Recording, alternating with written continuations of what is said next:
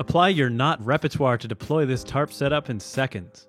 Make this your first task when you get to camp so you immediately have a dry place to work and to store gear. You can do all of this setup in the field, but it's prudent to prepare this at home.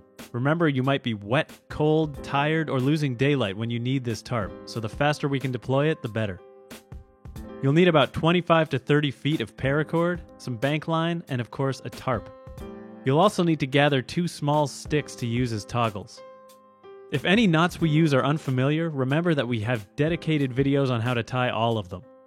First, we'll create 2 small loops of bank line. Cut a piece of line about 8 to 10 inches in length. We'll use a fisherman's bend to create the loop. Repeat this process to make a second loop. Next, make a small bowline on one end of the paracord. We recommend leaving small bowlines tied on one end of any extra lines you bring with you on an outdoor excursion. It'll save you time and effort when you're tired, wet, cold, or just ready to relax. Now take one of the small bank line loops and fix it to the paracord using a prusik knot, roughly 6 feet away from the end with the bowline on it. The prusik knot locks into place when tension is applied in the direction parallel to the paracord, but it's free to slide around when it's not under tension. Fix the second bank line loop to the paracord a few feet down the line from the first loop using the same prusik knot. These prusik loops will hold the tarp in place with the help of our toggles. Next, we'll attach guy lines to the back 2 corners of the tarp. Cut 2 more pieces of bank line about 6 to 7 feet in length. Tie a small bowline on the end of each. We'll use a running bowline to attach them to the tarp's tie-outs. The running bowline is a simple knot, especially if you've already tied a bowline on one end. You just need to feed the loop through your tie-out point, then run the line through the bowline and pull all the slack through. Do the same with another piece of bank line on the other back corner of the tarp. Now our tarp system is ready to go. Find 2 trees with sufficient spacing to fit your tarp. Additional trees behind the tarp will be useful for guying out the back, but you can always use stakes in the ground instead.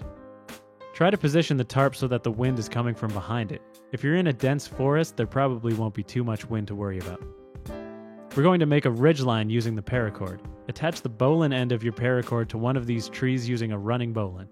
Wrap the bowline loop around the tree and feed the other end of the line through the bowline loop, pulling all of the slack through.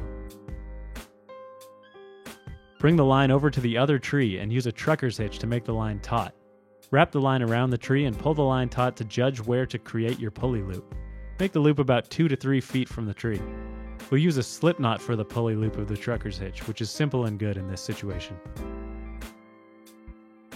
Bring the working end through the slip knot loop and pull the line nice and tight.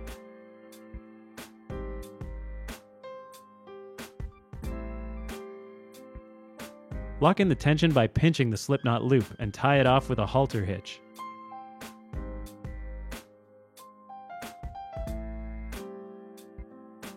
Coil the excess cordage and store it on a nearby branch. Now unpack your tarp. Position the prusik knots approximately where the corners of the tarp will be. Bring a front corner of the tarp to one of the prusiks. Feed the tie-out loop of your tarp through the prusik and stick a toggle into it. Do the same with the other front corner, then pull the prusik knot to the side until the tarp is as tight as you can get it. The tension on the prusiks will hold the tarp in place. Now we need to guy out the back of the tarp.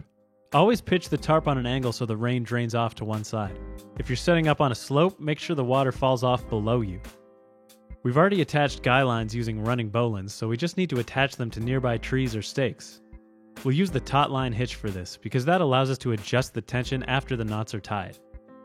Don't fully tighten this guy line yet. Head over to your second guy line. You might find yourself in a situation where you don't have enough line to reach the object you want to tie to. If that's the case, you can simply extend your line. There are many knots to achieve this, but we'll use a loop-to-loop knot for its ease of tying and untying. Tie a bowline on the end of our existing guy line. Grab another section of line with a bowline already tied on one end. Join the 2 loops by sliding one loop over the other, then feeding the line from the outer loop through the other loop. The result should look symmetrical, like a reef knot. Now we have enough line to reach our tree, so we secure the line with another taut line hitch. Now we can tighten both guy lines and our tarp setup is complete. If your tarp has a center tie-out like this one, you can create more room underneath the tarp by guying out this center point.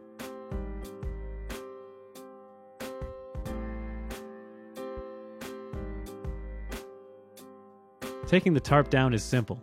Loosen and untie your guy lines. Slide one of the prusik knots on the ridgeline towards the middle of the tarp and it will loosen. Take out the toggles from both prusiks. Untie your ridgeline and store it. Now you can pack up your tarp. A tip about stuff sacks: don't try to neatly fold the tarp to make it fit into the stuff sack. Just stuff it in randomly starting from a corner of the tarp, and you'll never have a problem with getting it to fit back in. And that's how you can rapidly deploy a tarp.